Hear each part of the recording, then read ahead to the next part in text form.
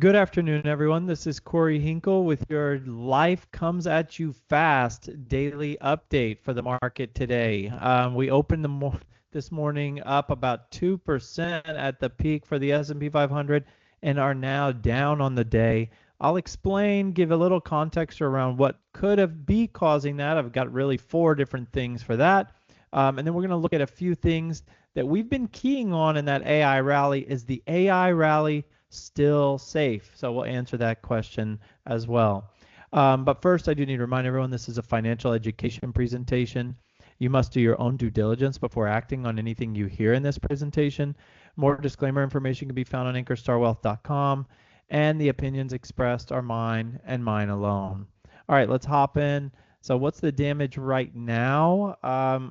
We're kind of around the lows of the day on the S&P 500. Down about 1.4%. So a bit of a wild ride, of course. There we were in a little bit of a zoomed out picture. We actually just hit a 5% drawdown on the S&P 500 today, which that's sort of, a 5% drawdown.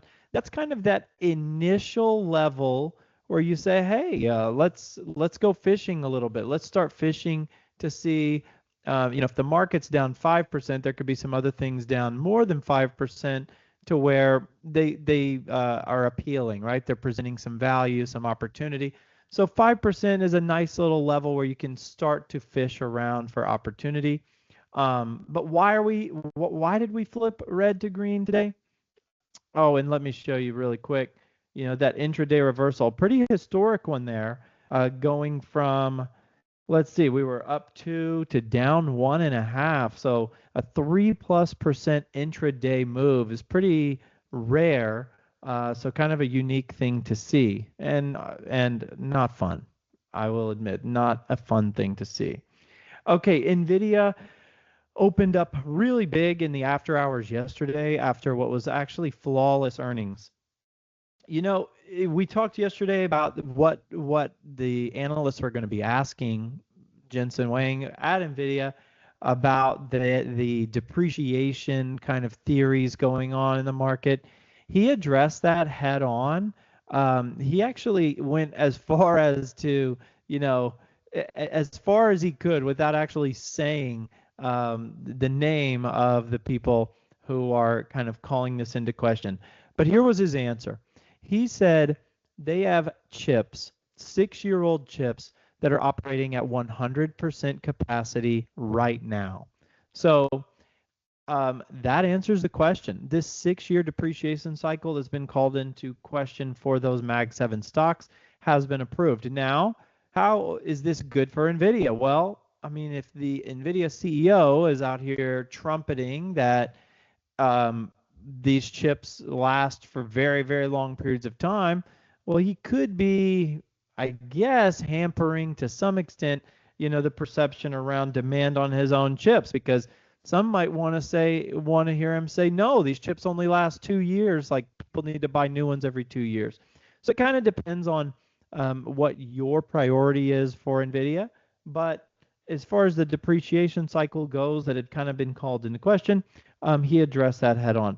Now, NVIDIA did have a flawless earnings report. There's no issues. You'd have to be making wild assumptions to find any even potential issue. There is one hang up that I will hit on in a minute, but it doesn't even have to do with NVIDIA. So all systems go at NVIDIA as they approach that, that $500 billion in revenue number that they've been signaling towards. Okay, a couple things market-wide that could have been a little bit of a drag on the market is that unemployment rate did tick up. So not loving that. We're not loving that. Once unemployment, if you look through history, once unemployment does start to trend up or down, it kind of gets a little inertia to it, and it gets hard to shift and to change. So as that unemployment rate has ticked a little higher and a little higher, even though it's historically very low, people aren't worried about what it is now. They're kind of concerned to some extent about the trend Again, just bringing that to you, something to be aware of. Is it an issue yet? No. The trend, though, is on people's radar. Do I think that's why the market sold off? I really don't, but it's just out there, right? Okay, this is a little bit bigger concern on an immediate time frame would be the odds for the December rate cut. We just looked at it together last week. It was about 50-50. Well, now that's 60-40 in favor of no rate cut. And that does, that does give the market pause, right? A little bit of pause there on risk appetite when something like that starts to unfold. Okay, jumping over, we have another issue, potential little hang up. Again, are any of these significant? No, but as a trio, it kind of going over to the dollar. You can see the dollar is approaching its highest levels since the tariff tantrum. It's really at the highest level since the tariff tantrum.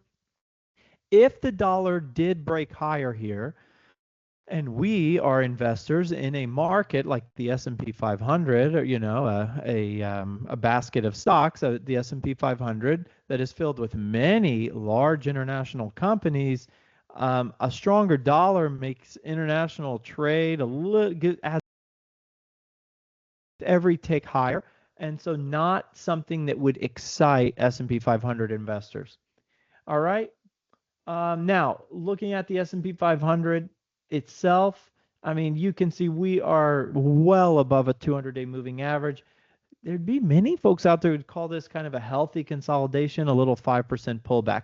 All right, I'm going to get into a few, sort of singular issues for companies, and then we will actually go revisit Oracle and see, as that key, we've been keying on that one a little different than the others.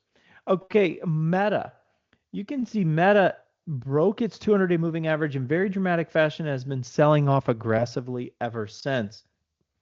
Meta, of course, it isn't viewed as an AI leader right now, potentially viewed as, an AI loser at this point in terms of their investment and what they can generate from it. Now, of course, they're using it internally to optimize not only their apps, but, their workflows and things. So it's a powerful tool for Meta, but not so much in the sense of a consumer-facing product like ChatGPT and Gemini. So it's kind of, investors don't get as excited on a Meta's investment in AI as they do on the others. Now, here's something with Meta that I wanted to point out. Let's go back to that depreciation topic.